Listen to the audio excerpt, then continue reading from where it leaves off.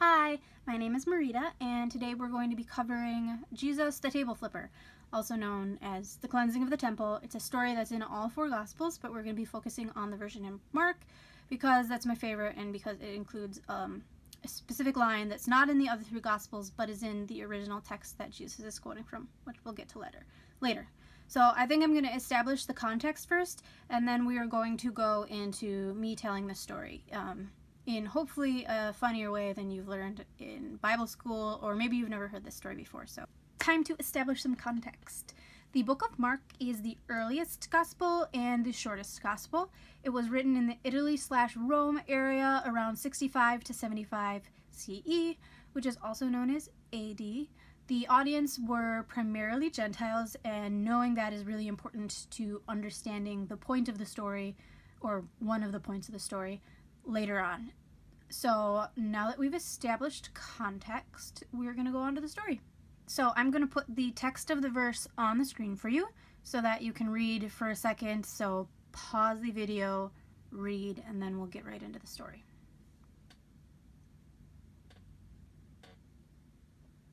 The story starts with Jesus enters Jerusalem.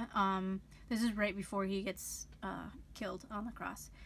He enters Jerusalem, he goes to the temple, and he sees money changers and people selling pigeons and shit and selling other stuff, taking up this specific area in the temple called the Court of Gentiles, which is the only place where Gentiles were allowed to worship. So he gets pissed off, he flips over the tables, he whips the merchants till they leave. That part's not in Mark, that's in John, but I like the visual, so I'm going to include it. He whips them till they leave, and he gives a speech. Is it not written, "For my house shall be called a house of prayer for all nations, but you have made it a den of robbers"? So the really important point here is that he says "for all nations," which is in the original Isaiah that he's quoting from, Isaiah 56:7. It goes something like blah blah blah. Your burnt offerings will be accepted on my altar, and my house shall be called a house of prayer for all nations. The other three Gospels do not include the for all nations part in their text. So I think it's interesting that this book that's primarily directed towards Gentiles, including the for all nations part, while the other three don't include it. It's also interesting because it's in the original Isaiah, but the other three don't include the whole thing either. I don't know. I don't get it, but it's cool. So he wants to get these assholes out of the Court of Gentiles, and he scolds them using scripture in the past. Now, to the second part of his speech. For you have made it a den of robbers. So, den of robbers doesn't mean a literal den of literal robbers. It means, the word robbers is misleadingly translated or translated incorrectly completely, because robbers in this sense is referring to people who worship in the temple so it's referring to people who worship in the temple even though they are committing acts that are really Jesus, oh fuck. They are worshiping in the temple, even though they are making. So they're worshiping in the temple, even so. So they're worshiping in the temple, even though.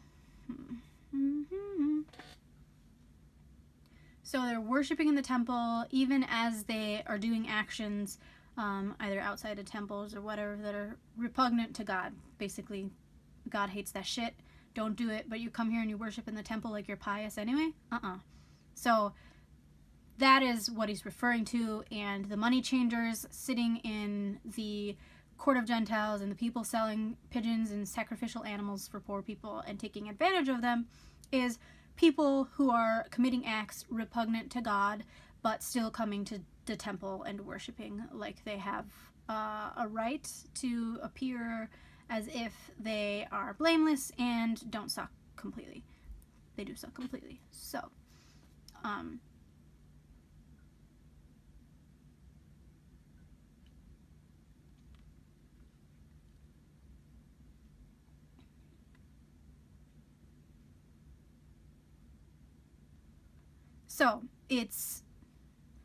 if robbers means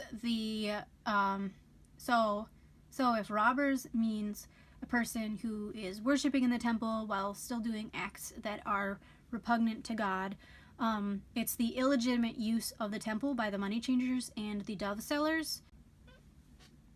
So, the term den of robbers. So, since robbers doesn't mean like literal robbers, it's a mistranslation. It means people who are using the temple. So, the word robbers is not translated correctly, or it's translated misleadingly, because it doesn't mean robbers. It means somebody who worships at the temple but is committing acts that are repugnant to God. Basically, acts that God hates and doesn't like very much. So it's the illegitimate use by the money changers and the dove sellers, pigeon sellers. Pigeons and doves are the same thing, right?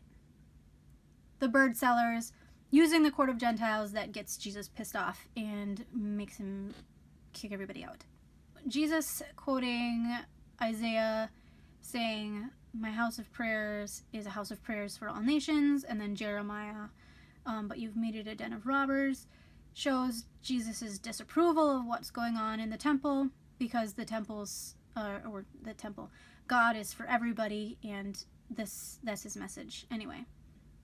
And so the last part of the story is just the scribes and the high priests listening to this guy making a ruckus in their temple and getting all scared because he's got a big audience and people like Jesus and his ways of teaching, and they go find ways to kill him. So this is right before his crucifixion. And that's basically the story. Jesus goes in the temple, sees these assholes in the court of Gentiles where they're not supposed to be and that the Gentiles can't worship, whips them till they leave, gives a speech condemning them. The priests get scared and pissed off and try to find a way to kill him, and then another story starts. That brings us to the moral of the story. So the point of this gospel and this verse specifically for the people back then is that Gentiles have a spot in the court of God. It's not just for Jews. Gentiles can join and worship God and follow the Jesus movement as well.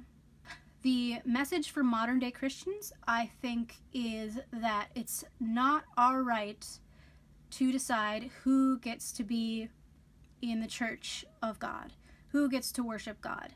That is up to the person and up to God. There is room for everybody in God's kingdom. The moral of the story for non-Christians, I think you can expand, and the message is something like, you shouldn't exclude people based on their ethnicity, their race, their lifestyle, their sexual orientation, their gender, their favorite book. None of that stuff matters, because in the end we are all human. We all have a right to live in community. And excluding people just because you don't like them or disagree with them is fundamentally wrong. Except for criminals. I mean, criminals are still humans, but they should go to jail, basically. So, that's the story and the moral of the story, and I hope you learned something about it. There's going to be more information, the sources that I've used, and kind of expanding on some points that maybe I touched upon that you want more information about. There's going to be a link to that little blog portion in the description below. So go ahead and click that if you want more information. Otherwise, thank you for listening to my silly explanation about the Bible. Bye.